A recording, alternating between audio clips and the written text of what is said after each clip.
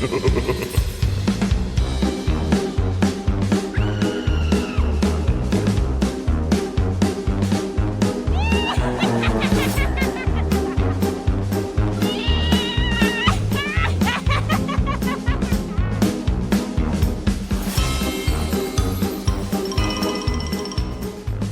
everyone and welcome to another episode of Let's Chat About Death. Thank you all for joining us today. Hope wherever you are around the globe you're doing well, whatever day or time that you're currently sitting at. I hope this is another episode that you can enjoy and share on and let everyone know about Let's Chat About Death. Today we're going to be talking about history, but more so in your own family.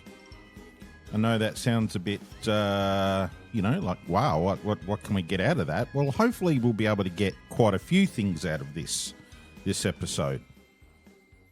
So, when it comes to your family, how many of you know much about what they did when you came along? Say, for example, obviously you were born. Do you know much about the early years, pre you coming around? And even when you were a child, some people have the ability to be able to know or feel as though they know they were a part of that journey moving forward. But then some don't recall any of that. And it's not a bad thing. But I guess when it comes to what we do as funeral directors, or even as me as a celebrant, I need to be able to extract a lot of that information out of our families.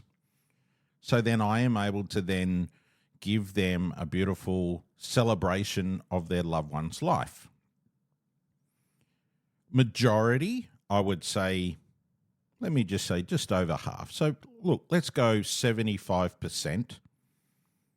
Find it very hard to come up with any information or any history in regards to, say, for example, it was mum or dad or even grandparents, what they used to do, what was their, where did they grow up, where were they born, what did they used to do, like around the neighborhood, because society is so different now. Each generation had a different way of a childhood. Now, I remember growing up that we could go out onto the street, we could play with the neighbors, we could do whatever we wanted, but as soon as the street light came on, and it was pretty dark back then, I think the lights came on at roughly, 6:30, something like that. Depends on, if it was overcast or not and if it got really dark too quick. But that was the cue for us to come back. Now, if we didn't come back, well, then obviously you'd hear mum or someone coming out going, dinner's coming, And then if you failed that, then they sent out a search party. So I don't know what happened for each and every one of you, but even to the point of the games that we used to play, Tiggy or, basketball, cricket down the street with the bins. That was a good one. And it also depends on whereabouts you were brought up. Now, I spent my probably first 6 years or 5 years of my life in a very cold place called Katoomba in New South Wales. Then because I believed to be that I was asthmatic at the time, they said, you really need to go up north. The cold is really, and I guess with mold and things like that, and it not getting too hot there, it was time that we moved north. Now, we went as high as Townsville, and then we lived on Magnetic Island, which was a beautiful place. And I haven't actually been back since we lived up there. So I would be really eager to get back there and have a look. But I believe that it's more of a tourist attraction now, like very touristy, rather than, I don't know, there was probably a couple of thousand people living on the island back then. And it was just a magical place. But we would, we would. Funny thing was, we used to take our mum's car up the street, and it was manual. And like we were 8, 9, or whatever at the time. Like there was no care back in those days. Now I mean no care in like, oh, I don't give a crap. It was more like, yeah, that's okay. Just don't go any further than the main street. You know. But they're the things that I remember. I remember the Christmas times. And look, my memory of Christmas is very different to everyone else's. But I remember getting, the Lego denim bag that you put all your Lego pieces in. It was like a big Santa sack. I remember, the cars, the little Matchbox cars. And my brother and I and any of the people in the street, we used to play. Like we had this big dirt patch and we'd make like garages and some streets, and we had also, we had the 4-wheel drive cars, we had everything. We had all sorts of things. Wow. And it was really, really good times. Society has changed, and now most kids are spending a lot of their private time on technology. Now, technology has its purpose. Totally understand that. Some people are really into sport, so that's pretty much like back in the old days too, But more and more is on their phones, on their iPads, on Xbox, PlayStation, whatever that so happens to be, is more time spent in front of that. Where did you go to high school? Where did you go to primary school? Where did you go after that? Like what was your first job? What was your first car? What did you like doing? What was your interest? It might have even been who your first love was. I know that's silly, but it's like when? How did you meet the friends that you met? Do you still have those friends that you've met? Like back in primary school. Now, I am so lucky and blessed to have Michael, which is a friend of mine, and I met him in year 4. Wow. And now we were going to a primary school in Townsville, and it was damn hot. And so you've probably had like tuck shop monitors or canteen monitors, or, things are different now because you can do everything online. But in those days is that you'd have the little paper bag and you write your lunch order on the front, and then you put your coins in, which now it's all tap and go or direct transfer. And then you'd have this little basket, and then you'd go and take that to the tuck shop. So there was 2 students that were in charge of that basket, and they might go from level to level to get all of those baskets together, or you might have had 2 representatives from each of those years. Now, the other one, which Michael and I always try to put our hands up for, was the cold room monitor. Now, unless you lived up north, you probably never had one of these. Just like... And I don't know if that's where the love of what I do now, because of the cool rooms that we have now, I don't know.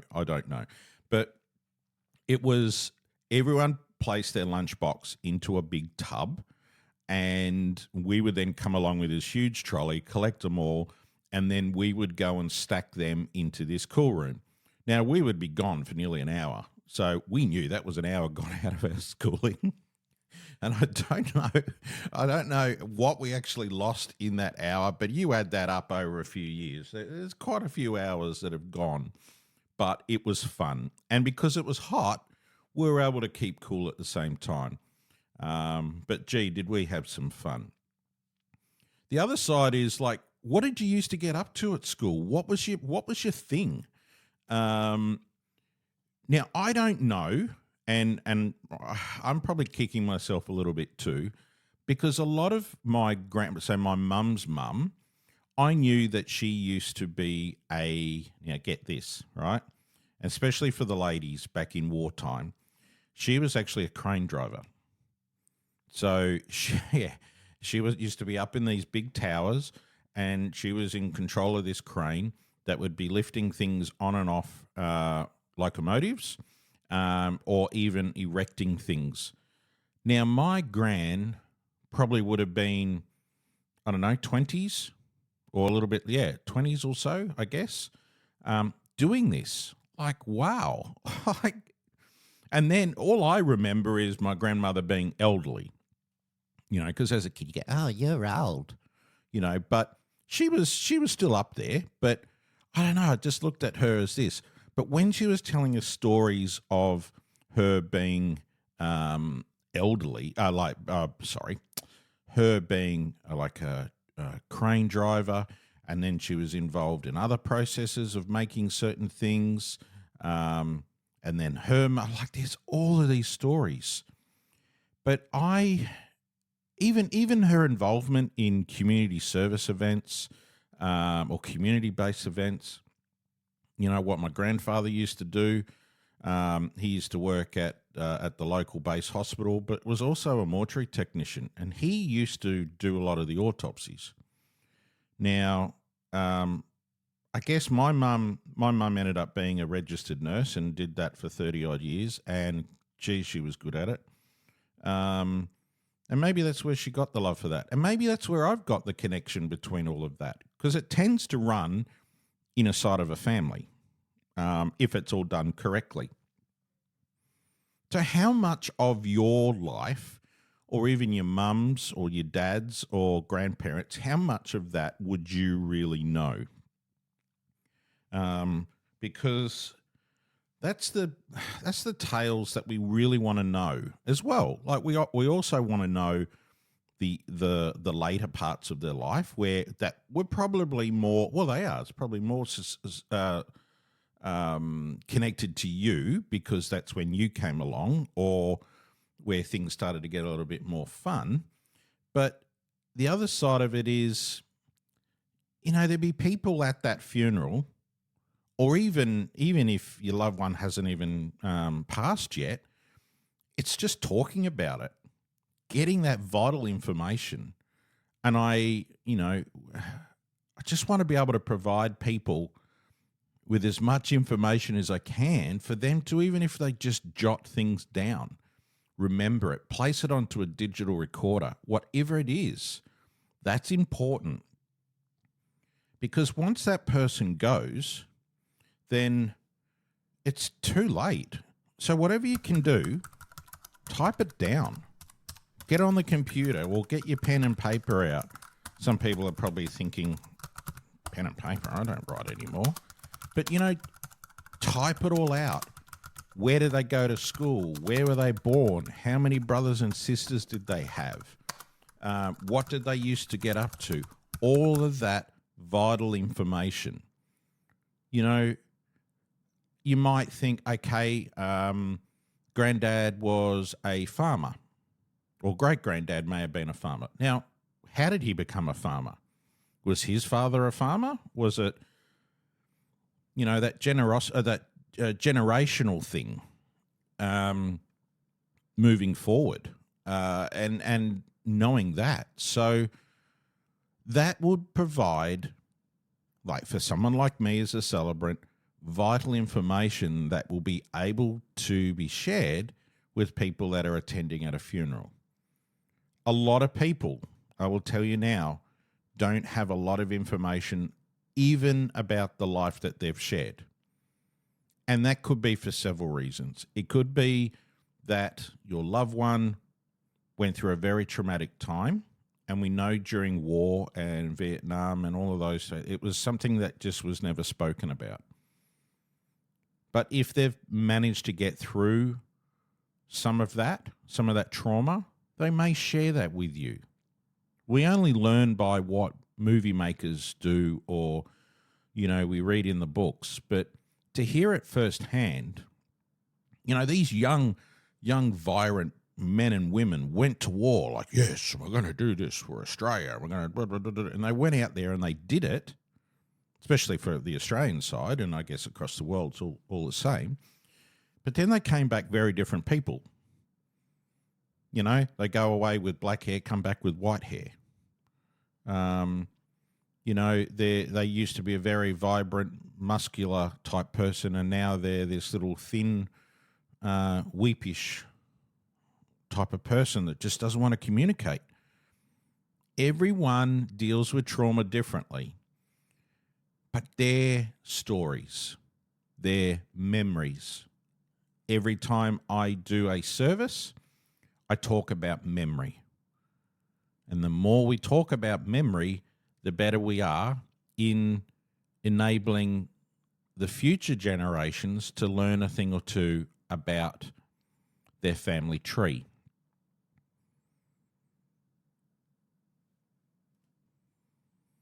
How we, work as people is certain events that happen in our lives then affect how we live life, correct? You're probably nodding or maybe shaking your head. Maybe it didn't work for you. But we tend to work on, I got burnt by that iron or that stove and, and then for the rest of your life, you're having to deal with that trauma because it's been etched into your head. So how do you get through all of that? How do you, and it's the same with, I guess, your family is, you got Nan that's, getting on. And our trauma is going to be totally different to their trauma. So family connection, family, you may have a similar story to tell. Then, and the good thing is, I guess, is if we're similar but not the same, then life isn't so boring. So try to learn as much as you can about your family. And if the people have passed, then reach out to those people that are physically connected. It could be mum, dad, it could be brother, sister, uncle, whatever. Because the uncles, aunties, and cousins, they're all going to have different stories because they're at a different age group. I'm looking forward to catching up with my first cousins because it's been too long. Like my dad had a bit of a falling out with these cousins, similar falling out to what I had with him, and I didn't get to communicate with him for nearly 9 to 10 years. Now, that's terrible. You're probably going, wow, I didn't know that. Well, you do now. So those cousins looked at my dad as a father figure. And just to let you know that their father passed away of a massive heart attack at the age of 38. So my dad was the eldest by, I think, 3 or 4 years, similar to where I am with my brother. He's 3 years older than me. So he's already over the 50. I'm approaching it. And which, I don't know, you look at your life a little bit differently when you start to hit half a century. And I used to think as a kid, wow, 40, 50, oh, that's old. Oh, yeah, look at you.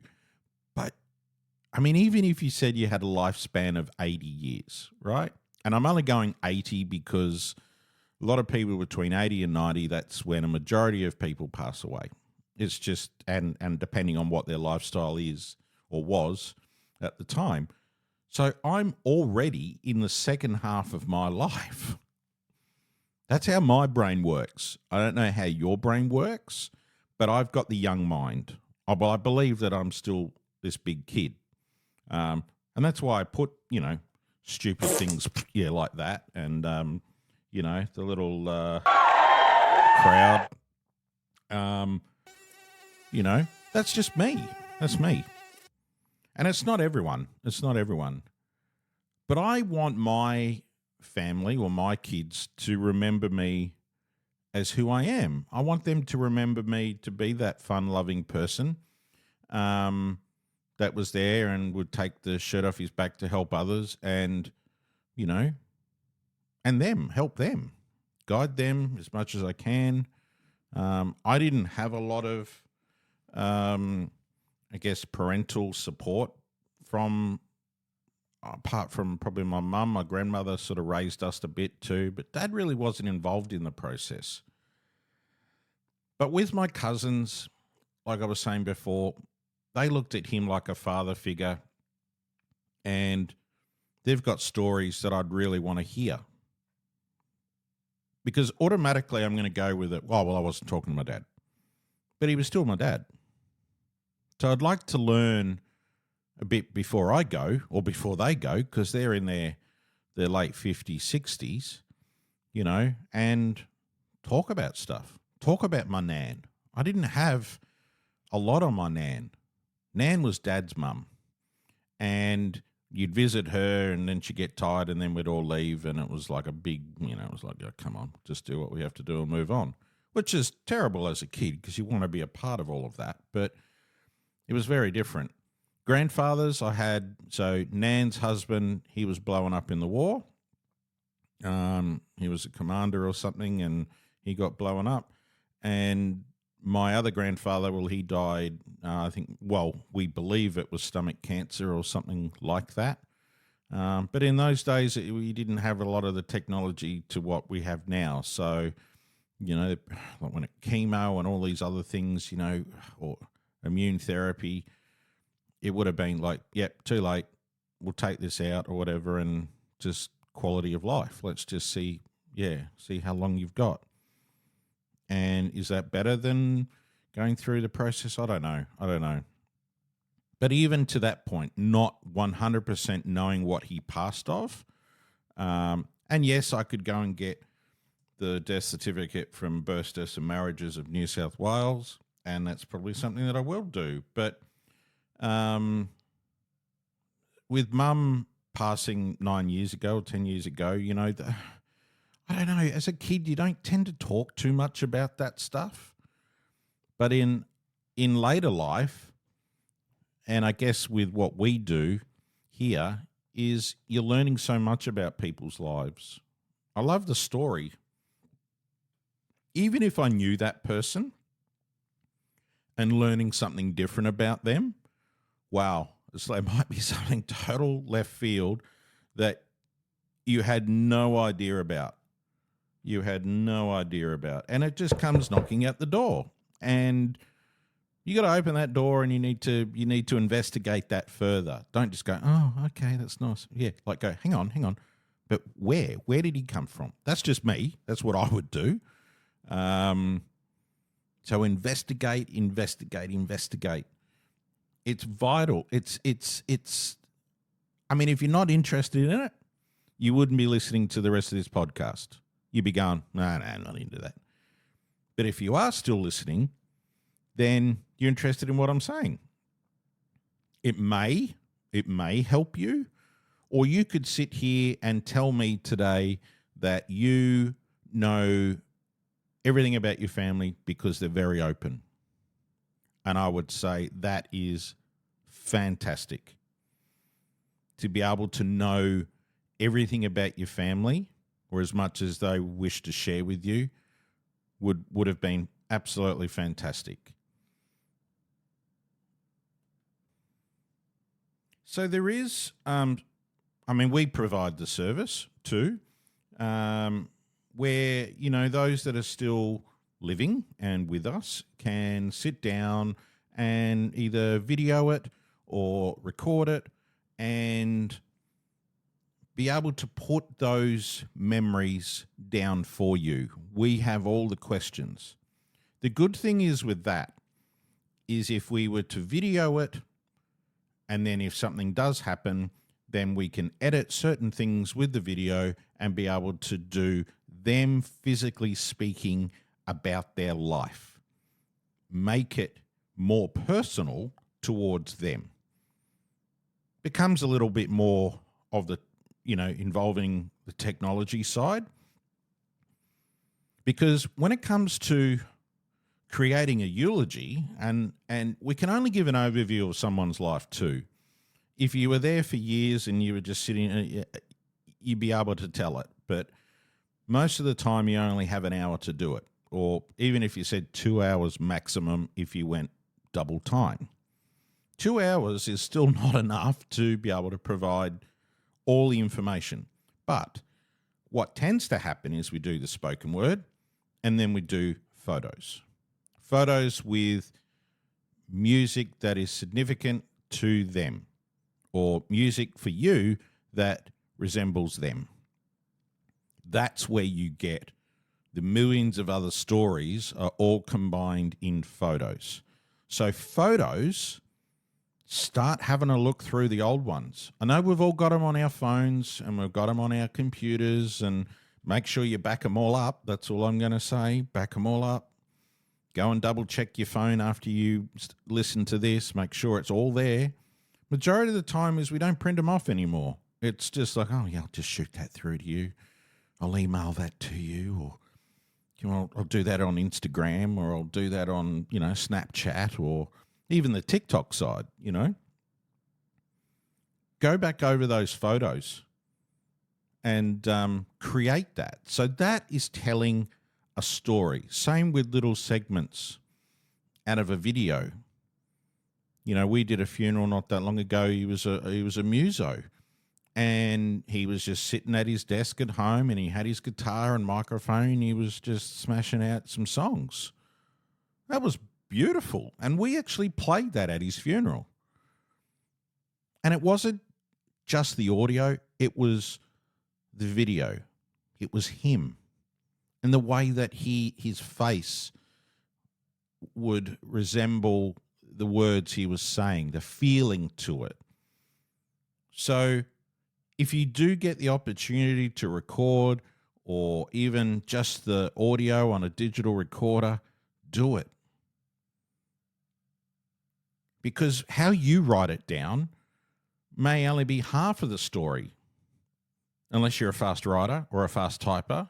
But then you've got to go back through it and edit that. Whereas if it comes out of their mouth, you can go back through that and you're telling their story, not Chinese whispers side of it, where, it could be a little bit left field.